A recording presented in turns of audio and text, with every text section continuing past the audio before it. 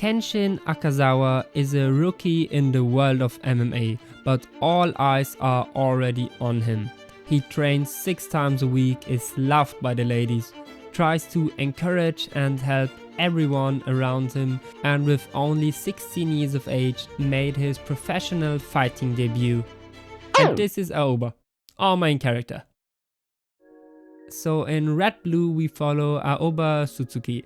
A quiet and pretty weird autistic kid, doesn't have any friends and mainly just keeps to himself. He also has been suffering from asthma for all his life, so his mom was always overly protective of him. Because he is such an oddball and doesn't speak to people, he gets picked on by his classmates. This is actually when our story starts off, which is when we see him get bullied by this other MMA rookie, Iwase, when suddenly the nice guy Kenshin comes to his rescue. He beats up Iwase and talks to Aoba about his life, dreams and ambitions. In the sequence we find out a lot about both Kenshin and Aoba. We learn that Kenshin is a typical anime main character. He's got big dreams and ambitions of becoming the best fighter in the world, and he also tries to help every single person he can, and he tries to inspire everyone he comes across. While Aoba on the other hand doesn't really have any dreams at all. He's not overly expressive and just blends in with the crowd. But don't confuse this with being miserable or shy. He's more or less happy with his situation, and he's just glad whenever he gets to do things he couldn't do previously when his illness was much more severe. He does not need a grand goal in life to be happy. Kenshin, however, mistakes that for being empty and feels sorry for him. But this was his biggest mistake. Aoba lives a good life and hates the fact that he's being belittled and looked down upon by Kenshin just because he doesn't have a big goal or dream in life. And because he can't stand obnoxious pricks. This conversation, however, does inspire him because Aoba defines his very own dream in this moment. He will punch Kenshin Akawase in his smug little face.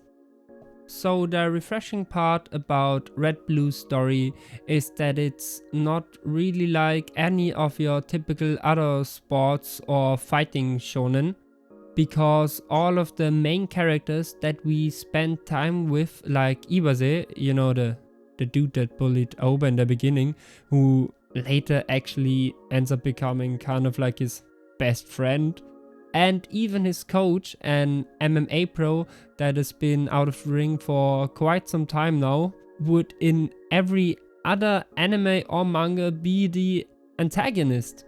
All of them play the role of the heel. This is also evident with Aoba. He's just a little cute guy, and at times he's a bit awkward or naive, but he's also extremely vengeful, violent, and most of the time has immediate personal beef with his opponents if they follow any philosophies or dreams. And he always mocks them for believing in such stupid things. And most importantly, he will do anything in his power to win and get closer to wiping that smug grin off this dude's face. Another thing that Red Blue manages to do well you could have guessed it, is the fights. It's really easy to follow the action and what's happening at every moment. And you also get those insights from both fighters about what they are thinking and what move they want to pull next and what they think the enemy could do. The fights themselves are also realistic. There are no superpowers like in Baki or some over-the-top techniques like in Kengan Ashura.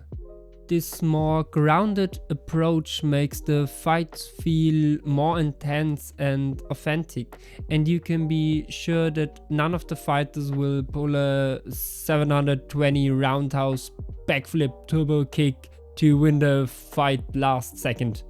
It's also great that we get a good mix of different types of martial arts, which actually brings me to my next point.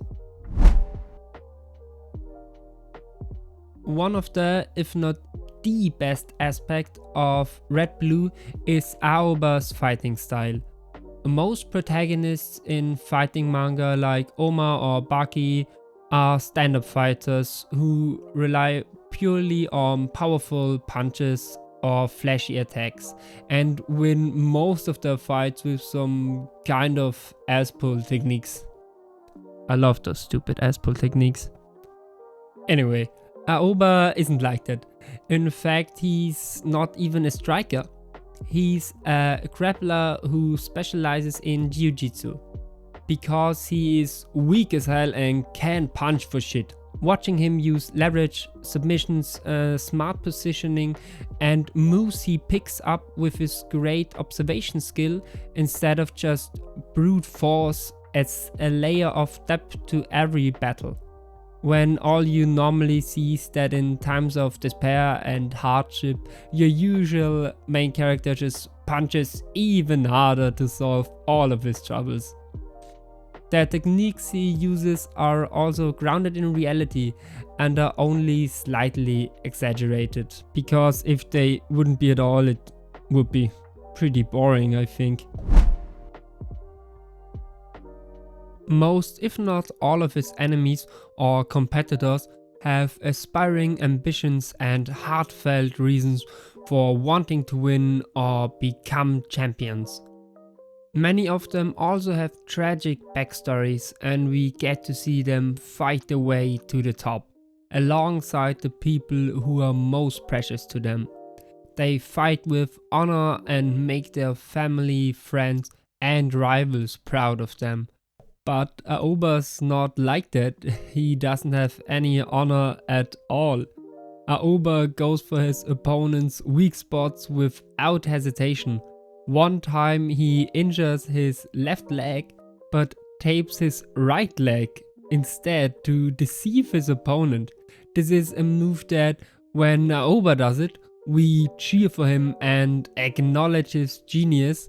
Yet if an antagonist in any other manga or any other piece of fiction or real life did the same thing, we'd call them a and hate them for it.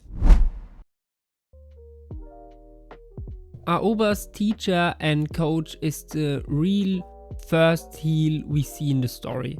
We meet him after Iwase takes Aoba to his gym for his first training. To the really small and grim looking shark gym. There we see Kanenari Tokiwa looking like some deadbeat loser. We also immediately see why the gym only has a few students, because when Tokiwa feels threatened or insulted in training, he can't control his anger and just punches up his new students. But he does quickly warm up to Aoba when he sees that even if he is as strong as a newborn and looks like a twink, he sees that he has that dog in him. Then we get to see how Tokiwa uses to fight and behave. And he really was the heel of all heels, like a real piece of shit. He ridiculed and provoked his opponents every chance he got. Even in the ring, the dude fights with his hands down just to piss off his enemy even more. But like it is in real life, he's just playing a character. Deep down, he's a nice dude that really cares and looks out for all of his students. Yeah, so I didn't really know where to fit this part in, but relatively soon in the story we get to meet Adachi, an outstanding jiu-jitsu practitioner that was once a pro but had to later retire when he started a family that he couldn't support with his fighting alone. He's this really mean and grumpy looking dude that just comes to the gym to submit a few people. But when Aoba shows up, he feels that his peace is interrupted because he thinks that Aoba has the potential to beat him in the future, which he obviously does not like at all, because all he wants to do is submitting people and show his dominance to release all his pent up anger from his shitty sales job. It all concludes when he wants to leave the gym because of the threat that Aoba could destroy his little me time. But Aoba won't let him leave because he thinks that learning jiu-jitsu and, more importantly, learning all of Adachi's techniques is the only way that he will ever be able to beat or even come close to beating Kenshin. They eventually decide to have a match. If Aoba wins, Adachi needs to stay in the gym and has to teach him everything he knows. But if Adachi wins, Aoba has to leave the gym, and surprise surprise, Aoba wins. But Adachi is like... So then Aoba says something to Adachi that has been stuck in my head ever since I first read it. The people who chase their dreams are admirable, but I think a person who's able to give up on the dreams is strong-willed too. This just hits so hard. In like every piece of media and fiction, it's always about reaching for the stars, accomplishing your goals or die trying. But sometimes it's just not like that. Sometimes life just doesn't work that way, and even if you work the hardest and even if you always try your very best, there will be times when you just won't reach your grand goal. But that's okay, and you have to understand that that's not the end of the world.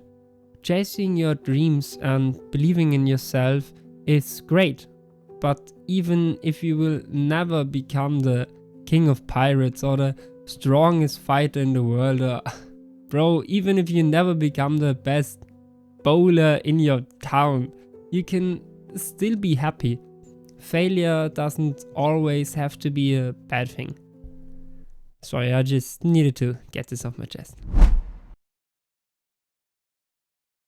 Even though Aoba is willing to do everything in his power to win, he's not a cheater. This is made clear during one pivotal match where he's being beaten by an opponent far out of his reach. When his opponent steps too far in, Aoba spots a golden opportunity to counter. Yet he stops himself from taking advantage of it because the tape on his glove had come undone. If he'd gone through with the strike, he could have seriously injured his opponent. It's moments like these that reveal that Aoba isn't just a ruthless fighter that will sacrifice everything for a victory. He has his own code of honor and won't cross that no matter what. Which also shows that we are not following a villain, but just a different type of main character. So he will deceive his opponent if it means winning the fight, but he would never do something illegal. That's it, boys.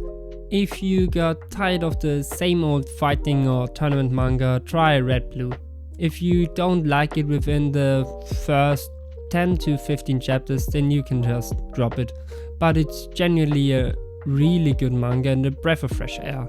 And if you like it, there's already like, I think 130 or 40 chapters out, so you got plenty to read. Bye!